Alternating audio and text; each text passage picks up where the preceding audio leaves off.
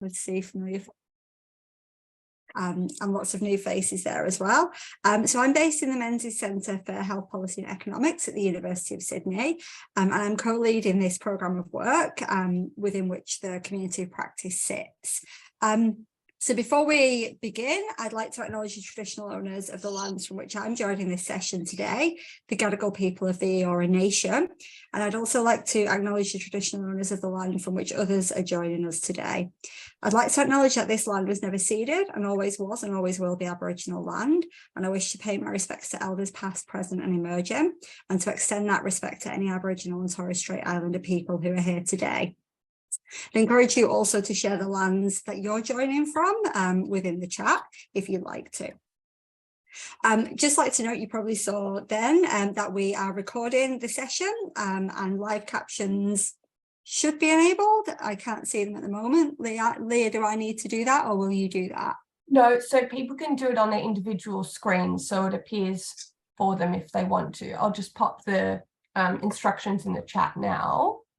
Right, thank you. Sorry, I missed that I was supposed to tell people that. So Leah's going to share some instructions on how to use those live captions if you'd like to see them. To say, really lovely to see so many new faces and so many familiar faces as well. And as Leah said, please feel free to introduce yourself in the chat, your area of work, and also like any citizen science projects that you are working on, have been involved in, are interested in, while we kind of wait for other people to arrive. So these sessions are really an opportunity to learn from others about how they've applied citizen science approaches in their work to address key challenges in prevention. It's really meant to be a window into the experiences that our various speakers have had with applying citizen science approaches, which isn't often seen in a scientific paper. That's a really experiential learning element. So we're really looking forward today to hearing the experiences of Anne and Sonia with their projects. If you're interested in finding out more about the community of practice, if this is your first one that you've joined and you'd like to sign up for more, we'll share details at the end on how you can sign up to receive details about future sessions and other information and events within our network. So today we're joined by Associate Professor Anne Border, from the Faculty of Medicine, Dentistry and Health Sciences at the University of Melbourne, and Professor Sonia Peddle, who's the Director of Swinburne University's Living Lab. So Anne and Sonia will be speaking about how they've used citizen science to co-create smart communities for healthy ageing with older adults, and we'll make sure that there's a good chunk of time at the end of the session to ask them both any questions that you have about the work that they've been doing. So without further ado, unless there's anything else you'd like to add, Leah, I'll hand over to Sonia and Anne. Hello everyone, and thank you so much for making the time to hear about our research today. We're really excited to also have your feedback and questions. I'm going to share my screen now with our presentation. Hopefully everyone will be able to see that clearly. There we go. As the title of our study is really a combined study and also very reflective. So, you know, we'll appreciate further reflections on this work as well from you around the area of healthy aging smart communities. I'm going to start with an acknowledgement, and I have two acknowledgements, and I'll explain why. The first one is around the acknowledgement of where our research has been undertaken on the campuses of the University of Melbourne. So I respectfully acknowledge the traditional custodians of the lands upon which our campuses are located and upon which the research highlighted in this presentation has been undertaken. And that includes the Wurundjeri and Boonwurrung peoples, the Yorta Yorta Nation, and the Jaya Wurrung people. I pay my respects to their elders past and present of the Kulin Nation and extend that respect to other Indigenous Australians present. And I'm also presenting from the city of Vancouver in Canada, and you may have heard all about snowfall along the West Coast. So hopefully this presentation won't be too disrupted by that. But on that note, I would like to also acknowledge that the land on which I am based is the traditional, ancestral, and unceded territory of the Musqueam people and I recognize the enduring presence of First Nations people on this land and their stewardship since time immemorial. I would also like to acknowledge the Wurundjeri people of the Kulin Nation and their elders past and present, who are the owners, who are the traditional owners of the land on which Swinburne's Australian campuses are located, but also of whose land I'm calling in today. Thank you, Sonia. So just a bit about the context of the presentation today and some of the themes that are converging, the themes and definitions that are converging and framing our study and reflections. So to begin, we have been very much informed by what's been called the UN Decade of Healthy Aging. And around population aging and urbanization, they're two of the biggest social transformations of our time. This, of course, is also very much impacted by other influences such as climate change challenges. In response to this program, WHO, World Health Organization, has been working with member states at national and local levels to develop age-friendly cities and communities. And they've been having a program prior to this decade of healthy aging. And they have also supported a global network for age-friendly cities and communities. And that largely works to stimulate and enable both cities and communities around the world to become increasingly age-friendly. And I'll talk a little bit about what age-friendliness means in subsequent slides. But in brief, it's really to find ways in which we can be connected and we can exchange information and knowledge. We can be supported in sustainable and equitable ways through living in creative aging friendly cities and communities. This definition comes from the WHO program, the WHO program, and largely the elements of what is age-friendly city or communities around health promotion, designing for diversity, inclusion, cohesion, and that can mean anything from environmental factors such as roads and the way we build our cities, transportation, having availability of green space, for instance. It's also a matter of fostering a place where people can stay active and keep connected, and they can contribute to their community's economic, social, and cultural life. So they have the mechanisms and the infrastructure to do that. And there's fostering of solidarity among generations. So it's very much about, we're talking about older adults in our study. This is what we focused on, but it really is about intergenerational aspects to healthy aging city and community and building relationships across them. And it's also, as we found through COVID-19, particularly highlighted a way we can reach out to older people at risk through more personalized and tailored efforts. As I mentioned, the WHO program's been going on for a couple of years, and in fact, the Municipal Association of Victoria has been very much on board with the WHO program. And on the MAVE website, you can see some of the programs and activities which they had developed around age-friendly cities and communities. And it covers healthy aging and intergenerational activities, and also activities around healthy aging for older adults, for instance, and seniors. And the MAVE catchment includes the area of Banyule and Burundura, East Gippsland, among other areas, all the way to Warrnambool, South Gippsland and Mornington Peninsula, among other areas. So that's something that has also sort of informed some of the things we've been looking at through our study. And then now looking at other elements of what makes the smartness of the community as well, the underlying technology and what is a smart community. And the Australian government had a strategy on smart cities a few years ago. And out of this came a number of program areas, and the Australian Smart Communities Association has a terrific definition about what is a smart community. And what's useful about this, thinking about smart community as well, and in the context of citizen science, are the elements of what is a smart community, and of course smart data. And we're very familiar with citizen scientists being very much part of the data collection, data gathering, data analysis side of practice.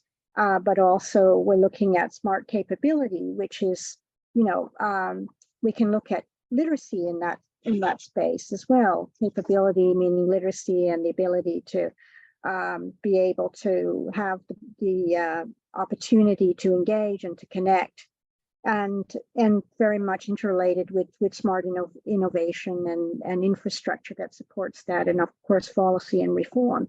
And we'll draw out some of these elements a bit more through our study. So just on that note about smart communities scaling to smart cities, and KPMG had provided a report profile of a number of cities, including Melbourne, Singapore, Hong Kong, in the Pacific area, Asia Pacific area. And Melbourne had already started looking at open data, public data that's available, and included two projects that were being piloted at the time around the urban forests. And forests are terribly important in our environment, and we're knowing more about green canopies and reducing the effects of urban heat, and also more practical means of providing safe access to pedestrians around traffic areas, for instance. And we all know that, if you are in somehow with mobility issues, that being able to cross a street in safety is a very important way of accessing services, etc., around cities. So coming down to what has framed our study has been very much informed by the Age-Friendly Cities and Communities framework of the WHO. And here we have 8 domains that have been defined in this framework, and including things that sort of map out to the social determinants of health, for instance, our social environmental determinants. For the purposes of our combined study, we chose 3 domains to focus on, and that's communication, information, or the smartness and the connectivity that we require to engage, outdoor spaces and buildings, and then these two domains supporting social participation, informing these two domains with the convergence into active aging. And we'll break that out a little bit more, these 3 layers that we have focused on. And we'll also provide some publications that describe this a little bit more for you in the audience. And we hope to explain a bit more in our reflections as well. So the studies that we brought together, there are 2 main ones around citizen science engagement around older adults using wearable devices to self-quantify, and the ways in which they are navigating around their urban environments, and also aspects of social prescribing and other ways in engaging with the age-friendly domains. So in brief, these studies bring together an exploration of these relationships across the age-friendly domain, smart communities, and older adults. They are drawing out citizen science and our participatory approaches and focusing on a lived experience. And we've used a number of methods across this. And the span of our studies have been over a number of years, and stopped really around the COVID period, but we've been working together on some aspects of the empirical data, for instance, with motivational goal modeling, for instance. And then we're applying these, in relation to that, applying 3 thematic frames to help us look at the empirical data and also inform the way we are drawing out narrative inquiry around emotional, quality, and functional goals of adult needs.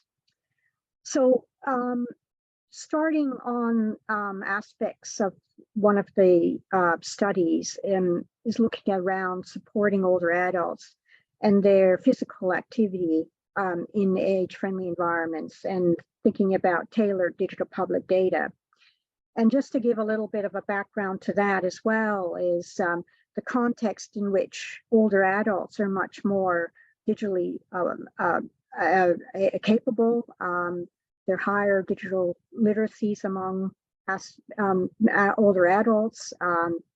Many are managing some data around their health with devices, and this is all around the digital health parameters of self-monitoring, like blood pressure and diet, for instance.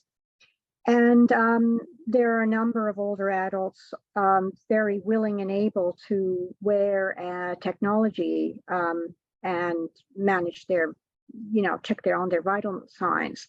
So these tools are very important to think about when we're thinking of older adults and the ways they can navigate also around their various environments. So we've chosen to look particularly at these smart connections and the aspects of healthy aging and smart communities around physical activity and place-based socialization in particular.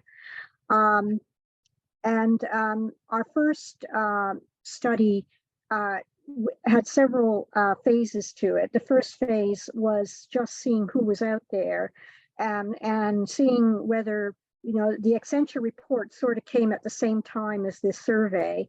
But they actually sort of reinforced at least the respondents that were profiled in this survey, all anonymized, of course, were very much close to some of the findings in the Accenture report. We saw that there were older adults that had been wearing wearable devices for over a year, 2 years, had high retention, but not necessarily with the same device. There were older adults from 65 to 85. And we see that they were very actively monitoring their health with devices, though not necessarily consistently. And they were very much measuring anything from steps to heart rate and sleep patterns. They also were keen to share their data on a other device or sharing their data with a family member. Most of them felt physically healthy. And not surprisingly, a lot of them were probably from a socioeconomic group that were able to afford wearable devices and also to be able to interpret data that was related to their health. So with this survey, it was just really a snapshot. And we were also very interested at the time with health citizen science, ways in which people were also doing citizen science in terms of self-quantification, personalized medicine, and the ways in which they were using their data and sharing it, for instance. So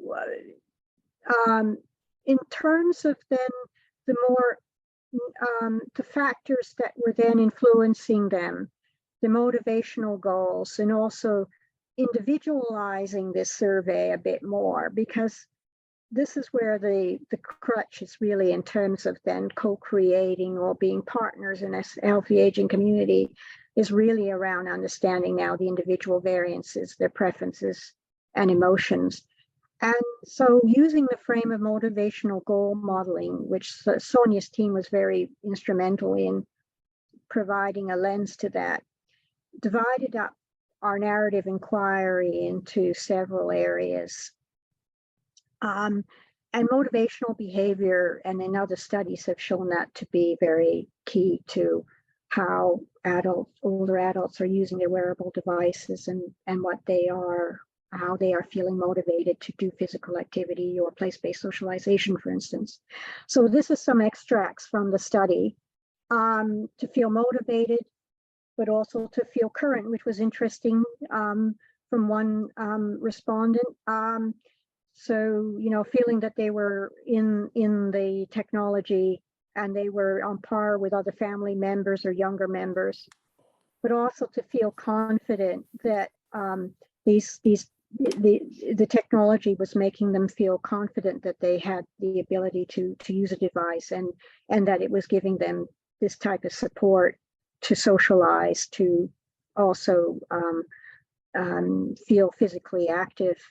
And then in terms of health conditions that were coming into this narrative, weight loss was one of the ones that were coming up quite frequently, but there were respondents with multimorbidity aspects to their health.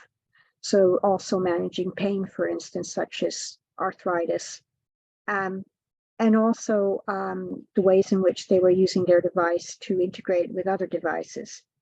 So for instance, I like this one about, you know, having Bluetooth so they can tell if their phone's ringing as well. And then the sharing part was very rich in terms of responses, and this is just one of them, about referring their data to their doctor. But also you would see that there was sharing with friends and family, and also with social groups such as Strava, which is you know, the group that particularly with cyclists are using the Strava platform, and to encourage, which has a subtle difference to motivation. This is the encouragement side of what makes somebody feel that they can then go further, a step further. And then we had a range of abilities from low level, so ignoring their app at times or not feeling confident, to a very high level. And one of the surprising things we found about this from the survey and then the narrative was that there were people coming from outside of Australia answering the survey as well. So we had to be, you know, cognizant that there was a great interest in this, even though it was disseminated through Australian channels. But we also had someone who was very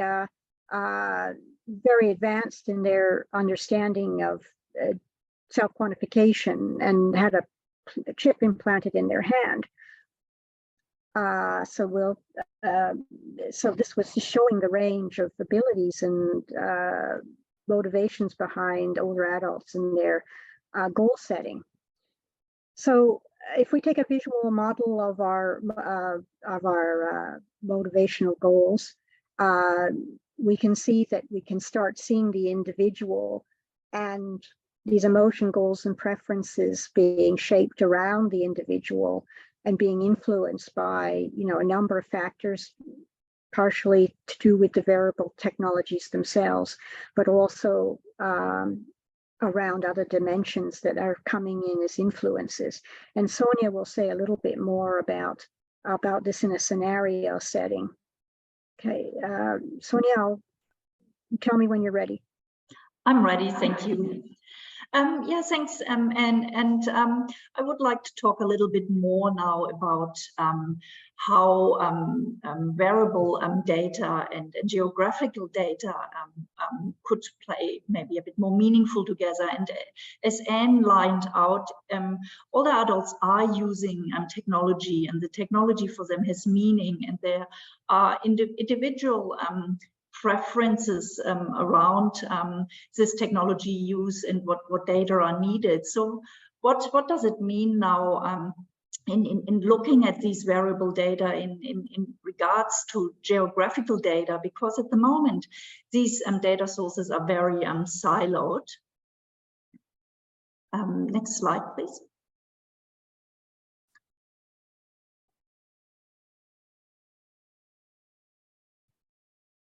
And this is one example, and this is 2 different apps. On the left side, you have the information on geographical data, where somebody looks up how one can here in Melbourne cycle along the Mary Creek Trail and how long it takes. And one could also look up if one would walk, how long that would take.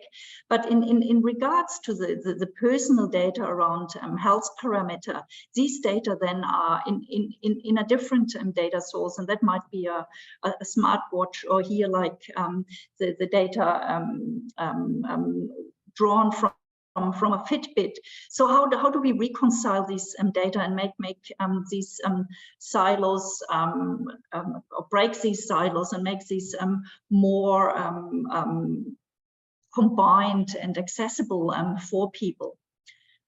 Next slide, please. And why this is so important is, if we look at the statistics in terms of what people do in terms of physical activities, then we see there's a whole range of physical activities, but at a certain age, a lot of the activities decline rapidly, while walking as an exercise strategy actually increases for a long time throughout adulthood. And then there comes this peak in which you see in the light blue line, and suddenly it's declining rapidly. And this is really what we are interested in. What's happening at this point, where people who have decided on that walking is their form of healthy exercise suddenly don't do this activity anymore. Next slide, please. So healthy aging, smart communities need to really foster and encourage agencies of their citizens with different levels of health and mobility, because something is happening when this peak suddenly comes up and people are not able to walk anymore. And we wonder, how can maybe a meaningful geographic data support people to walk for longer. Next slide. So this is an example, and it's from the Mary Creek here in Melbourne, and it's a lovely lush forest, pretty much in the inner city, and it's something that people would cherish and like to spend time in nature and walk in this natural environment. And next slide, please.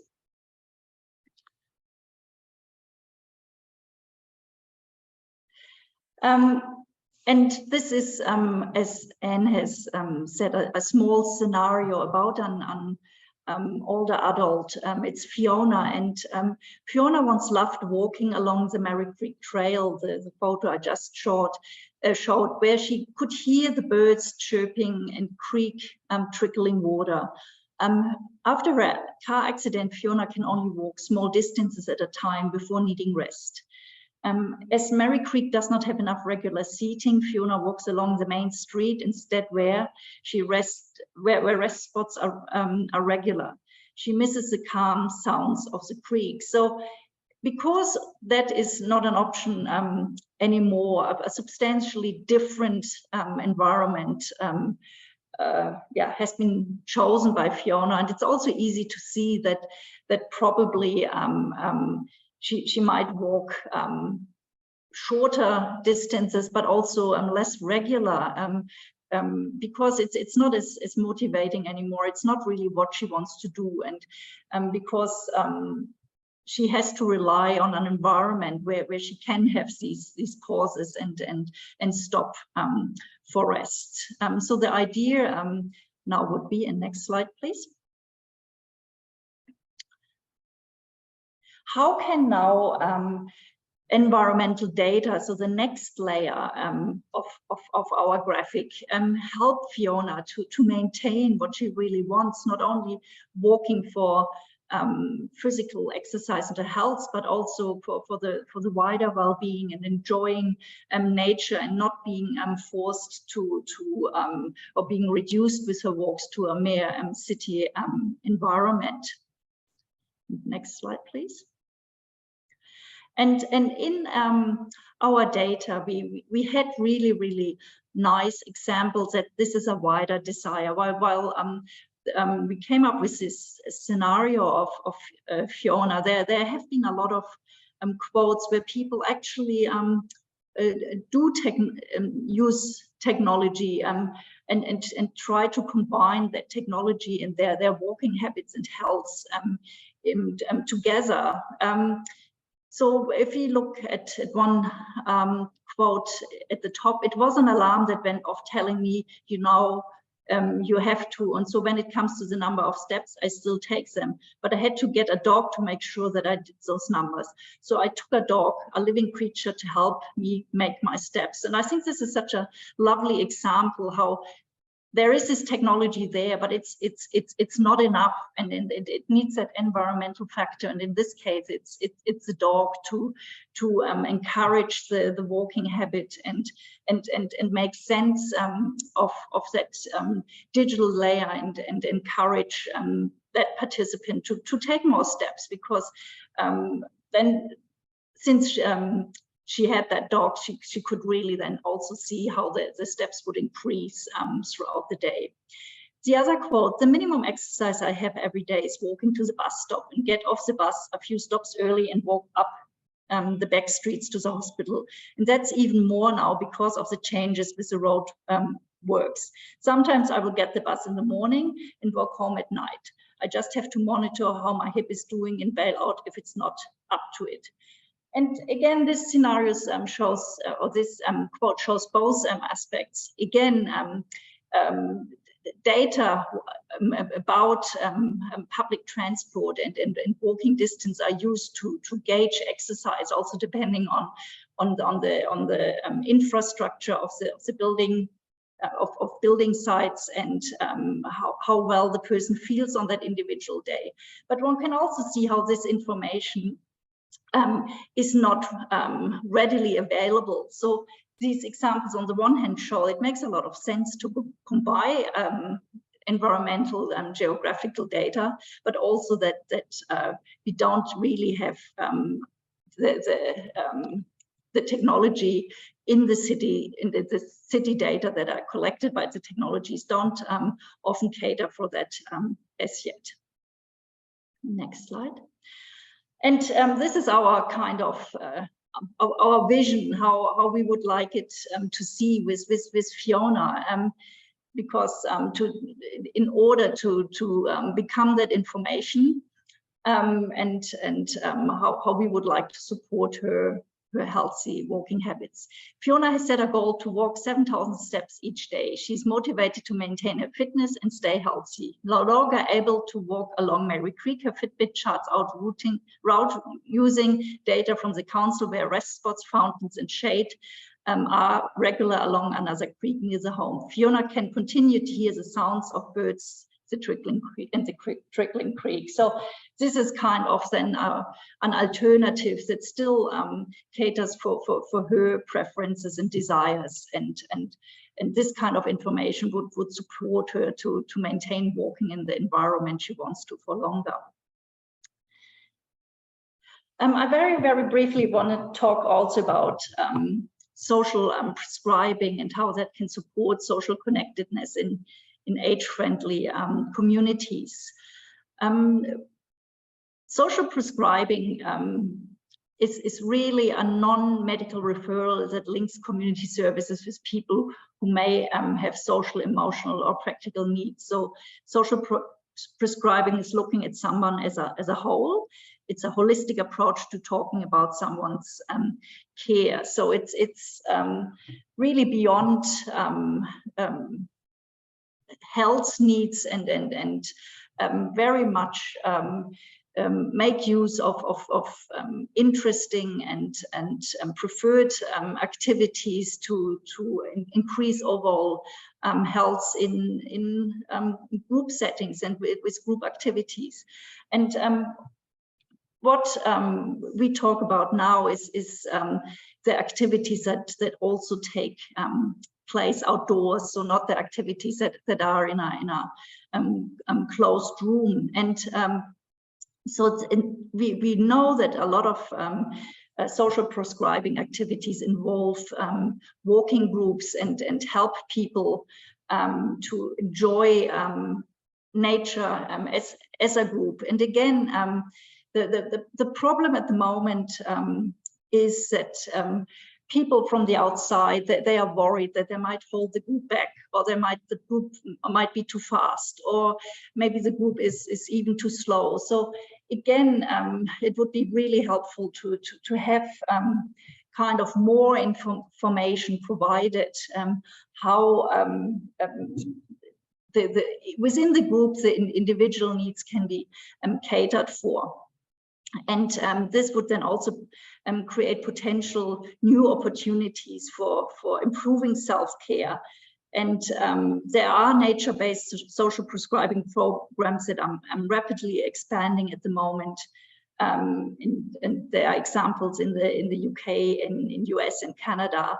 And one broader example, it's not, next slide, please.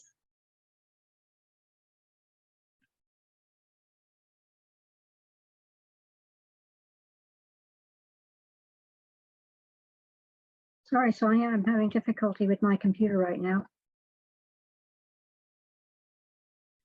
It's the last slide I'm talking about. That it's a program that's catering and encouraging more broadly people of all ages to enjoy nature and parks. But again, people, in order to really encourage people who are not already walking already and do it on a regular basis, this needs to be tailored to their specific capabilities and interests, and they need to be very clear. And this information hub supports people to be clear about how the different environment is laid out, and whether it is catering for their specific abilities and needs. And I think that was my last slide, and I hand over back to Anne. Thank you very much, Sonia. So I have the sort of task of wrapping up some of the reflections around our combined studies, and particularly coalescing around the question of what does a healthy aging smart community look like. So this is largely based around the three framings of the three domains that we were focusing on: communication, information, outdoor spaces and buildings, and social participation. So going back to the scenario that Sonia's just drawn out, and our other aspects of the studies, that particularly the narrative inquiry, that we need to acknowledge that older adults are not one size fits all, but they do have different preferences and emotions. And we do need to think of them as individuals as well as a community of older adults, and in the ways in which they may be having the capability to engage and connect. And thinking about the three domains, we need to consider them equally. If we don't think of them equally, we're struggling the ways in which these older adults can connect across them. And also we're also putting them at deficit in the ways that they may partner across those layers or help co-design them, for instance. So drawing things out a little bit further, these reflections have also led us to think about how measurable some of these aspects can be. What the goal of well-being and quality of life for older adults, with the aspects of accessible, inclusive as a thread across the three layers, but also across our studies. And we're talking about accessible physical environments as well as inclusive social environments. And the WHO framework has some work around this as well. But I think it's very good to see it on this slide in terms of the range of ways in which we can look at accessibility and inclusivity. And then we also have the smartness, which doesn't necessarily have to be technology, as in wearable devices, but we need to be smart about our approaches to how we can make community services, for instance, smart. And that includes, you know, the accessible public and private transport, the barriers, also what Sonia was talking about in the case study of Fiona. And also how we have accessible and useful information for a diverse range of older adults to navigate. The importance of digital health literacy is particularly important when we're thinking about the ways in which older adults find information, but also how they might help self-manage. And opportunities, of course, to connect across social, cultural, and health networks. And I think that also brings out some limitations as well to our own studies. We largely had non-CALD communities involved in our study. Again, they were of a certain educational level attainment and socioeconomic status. And it's one of the challenges of this space as well. But part of our reflections is drawing that out as well. In terms of smart service examples, talking about accessibility is also to, you know, facilities that you might need in an environment such as a public toilet. And the National Public Toilet Map's a very good example of where, you know, we could have open data like this integrated with, you know, wearable devices or ways in which we're, you know, integrated with our physical activity or place-based socialization, you know, going to a park, where do we find a public toilet, which is really could be a barrier for an older adult, for instance. And so the public toilet map is actually a really good example of a smart community service. And also Vic Health has put together a number of healthy living apps, for instance, which are, again, very useful for an older adult who, you know, is looking for further information about how to manage their health or particular conditions, for instance. And again, you know, it's the ways in which we can look to integrate these and these different layers of a smart community or smart city. And then we have the individual preferences and emotions. And I think this particular participant who is Swedish and brought out quite a number of very interesting narrative responses about particularly having a chip in his hand. He could travel the Swedish railroad with this chip in his hand, which could be read by an Android phone. He could also open doors with his chip, and he was coding it himself. So it just shows you somehow the spectrum. But it also shows you a bit about reactions to his decision to do this, and how it is very emotional, even though someone might say, wow, this is quite amazing that, you know, an older adult has thought about, you know, enriching his capabilities in this way to engage and connect with his community, with his city, and brings out the fact that, you know, this isn't really anything new. There have been devices before, but he wasn't entirely understanding somehow about how people could be negative about it. For him, it was a very positive experience, but he did feel quite emotional about the fact that people did react to it in sometimes a negative way.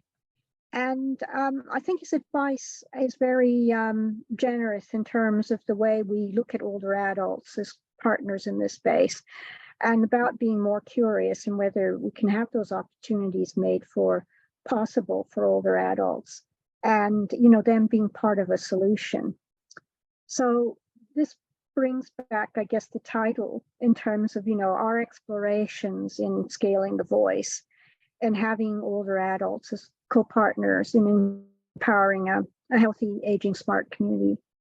And thinking about them as co-designers, and they don't need necessarily to be,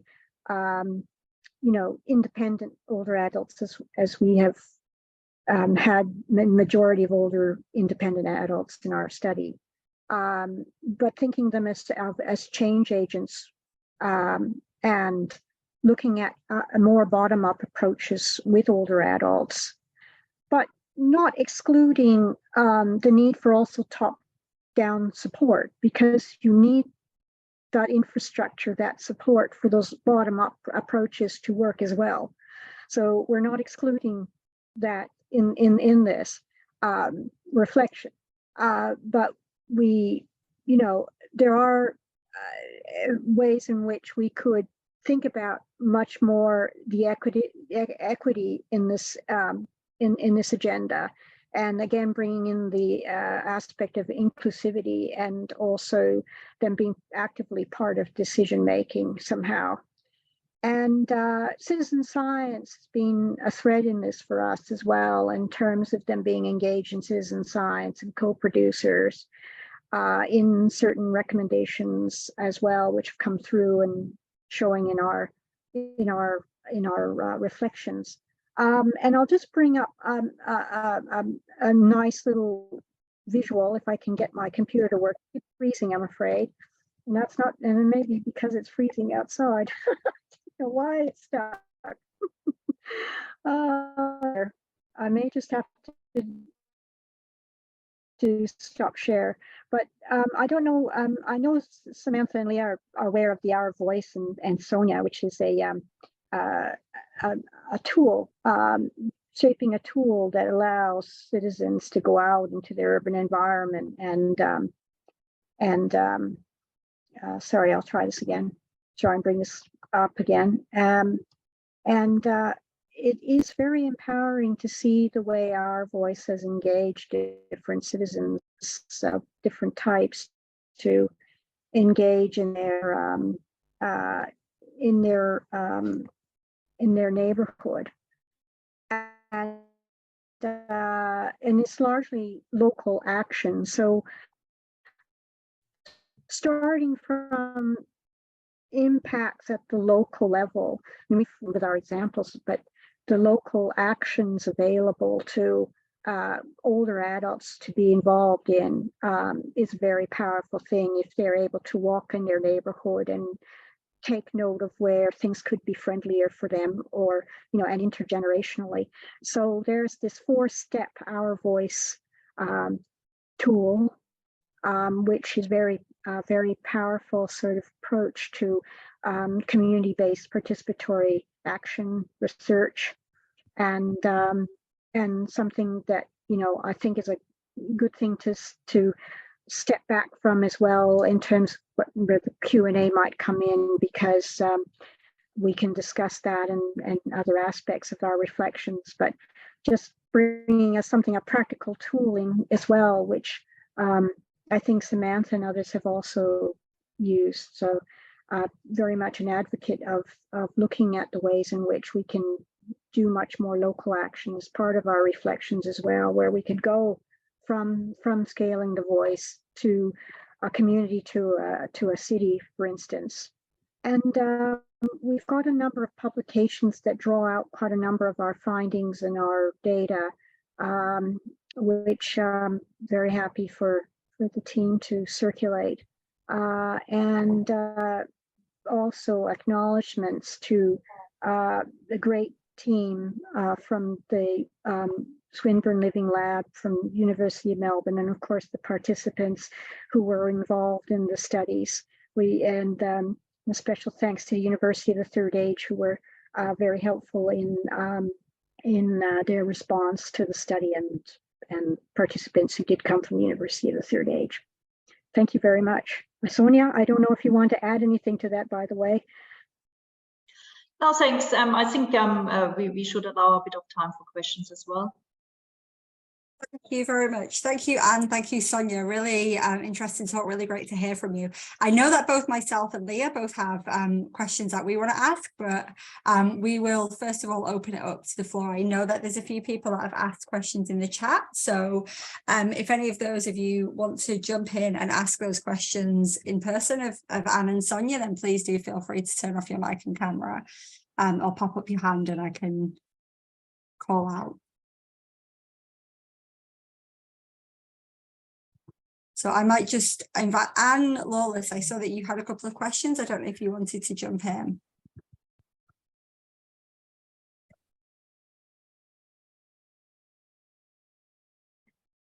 Okay, maybe I will call on a couple of questions from the chat. Or Henry, were you wanting to jump in with a question? Is that okay? I thought Yeah, I'll of just course jump it in. Basically, my question was around the qualitative, the narrative data that's been collected. Was there any sort of particular tools, apps or journals that have been used to collect some of that sort of well-being measures or around the impacts on their mental health? Yes, so with the narrative approach that we took, it was largely around the participant, storytelling their own experience. So we didn't want to really coach them into anything in particular in that respect. So if there was anything to do with mental health, we were very, aware that that was something that we, didn't really want to necessarily prompt at all, or we've stayed away from too much, drawing out too many personal details, and particularly also in our examples. So we kept it to just think of a story of where you want to go with having this experience with your wearable, and taking your physical activity to outside, and your social participation, what are the things you might think about, and just let them narrate the story. And often they would bring out things that they might have done with their husband or with a family member, or the gentleman who has the chip in his hand, he has a lot of his experiences published actually already. So he's part of a biohacking. He's an exception, I think, among the participants. We did ask participants whether they wanted to have their names with the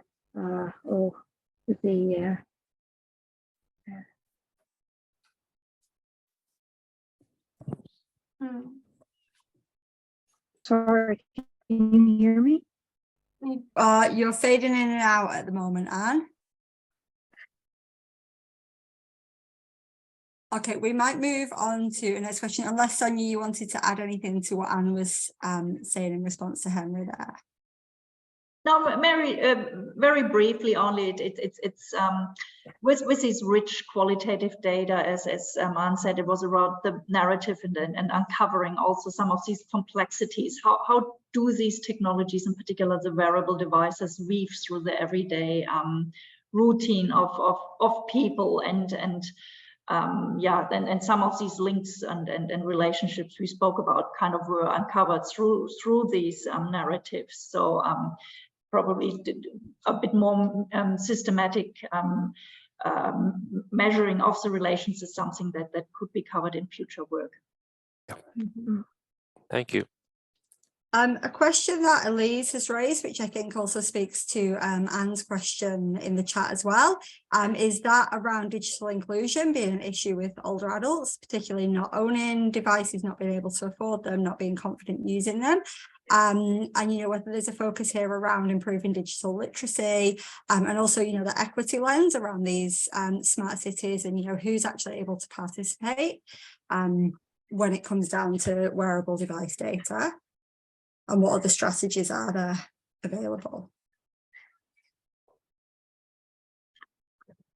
Yeah, I mean, this is I think one of the limitations that we, in this particular case where we were looking at older adults who already were owning a wearable device, In some cases, family members had provided the devices to them, and they were self-taught in a way, or guided by their family members how to use it. In some cases, they weren't sophisticated devices like a Fitbit or a Garmin. They were a pedometer or a simple sort of sleep app that they were using. But it's certainly there, the digital divide and the whole issue of digital inclusion. And this is an area that is definitely for a follow-up. And I think we started from looking at the milieu around the older adults who were engaging. But I think, Sonia, you may have some more experience with some of these questions on digital inclusion with your work as well, and social prescribing. I think that doesn't resolve the problem, but part of the problem is that a lot of different devices are used, and that some of the information sources are not talking to each other. That means we have these siloed information sources that are carried through often different devices, and that is then part of the problem, because if I need to own several devices to get a complete picture of the information I want, then that even increases that aspect of digital exclusion. Generally speaking, in smart cities, how can we also make some of the data accessible? I mean, we spoke today about mobile devices, but we can also think about other information sources to convey this information. Thank you. We've got 2 more minutes left, but while we just ask whether there's any final question from the floor before we do wrap up, I'm just going to share this screen while we're talking, so you've got the details there in front of us. So did anybody have a last question to wrap us up? Anyone want to jump in? If not, I've definitely got a question I would like to ask. So if it's okay, I might jump in. Or did I see, Henry, you had a question? Can I just quickly ask, in terms of engagement strategies with the older adults, have you got any tips or suggestions to I guess to engage in them in our programs or projects that we're planning? You go on. No, it's okay, Sonia, go ahead. We have done research with older adults and smart cities, obviously. And I think at the beginning, it was very much older people were all smart cities and smart technologies. We don't know, this is not for us. And I think it's always when you do that recruitment step, and ideally there's a time in the face-to-face contact to really help people understand how these topics have relevance for their life, saying with these kind of examples, yeah, maybe you could walk more confidently or more easily if you knew where to rest, or don't worry to drive into the city and attend some social event if you know you can be confident there's a parking spot for you. So these kind of scenarios that help to showcase the relevance for people, and not just say, oh, we invite you to a co-designed workshop on smart cities, because that's often not enough to show the relevance for the participants we want to have. Thank you. Yeah. Thank you, everyone. So I think that's us at time.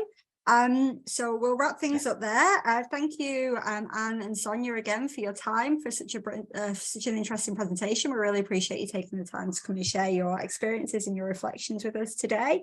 And thank you to everybody for your contributions to the discussion following, and for joining us at this community of practice and others that you've been to or plan to come to. Any further questions? We've provided details of Anne and Sonia. I hope you don't mind there, Anne and Sonia. People can get in touch directly if they have questions about your work. And if you'd like any more details about the community of practice or about the citizen science in prevention project more broadly, please do get in touch with our team. Our email address is here at the bottom, and there's a QR code there on the screen for your ease as well if you'd like to join the community of practice to get more details. And following the session, we'll share a graphic illustration along with the recording and a written summary of the session as well. So that'll be coming shortly following the session. So thank you again, everyone. Thank you for your time. Thank you Thank you, very everyone. much. Appreciate your time. Mark, and- Please get in touch. Yeah, thank very you. much. Happy to answer any questions as well. And thank you for all the insightful comments. And I'm particularly interested in the one on poverty, and I would love to address that at some other time. But yeah, it's very insightful. Thank you, everyone.